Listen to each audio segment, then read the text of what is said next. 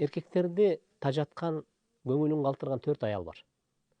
Алардын биринчиси өтө чектен чыгып жаа бербеген аял. Алар көрүнгөн менен сүйлөшө берет. Күйөөсүнүн көзүнчө да сүйлөшө берет. Керек болсо анын маңдайында отуруп алып сүйлөшөт. Ал эмне дегенде билип койгула. Ар бир эркек өзүнүн аялы көрүнгөн менен эле мынтип сүйлөшө бергенин жактырбайт. Абайлагыла. Бул биринчи аял.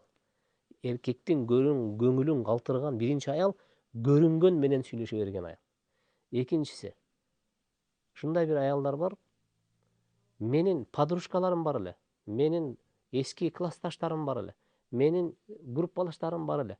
Менин тиги группаларым бар эле. Тиги кечке башка бирөөлөр менен болгон чайы, аны менен болгон жолугушуусу, анан тигиге бир 1000 сом бере турчу, анага 2000 сом бере калчу, анан буга анын бир жолугушуусу бүтпөйт. Кечке жай кышы болуп эле өзү бир 60ка келип калса деле ал классташ деп жүрөт. Айнан ким сага классташ?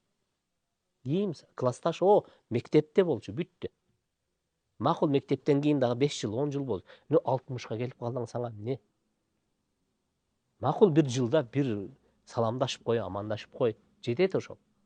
Кечке эле миң чукуп эле күйөөңдү тажата берсең, ал экинчи аялдардын сортуна кирет.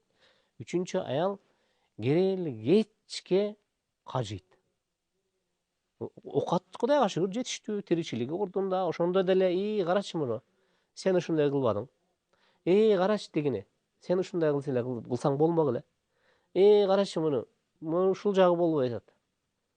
Кечке эле кажый берет. Күйөө бир жолу угат, 2 жолу угат, 3 жолу, 10 жолуга жеткен мезгилде кимдин сабыры темирден? Айткылачы. Жок, кандай болбош керек. Бул аялдардын 3-чү сорту.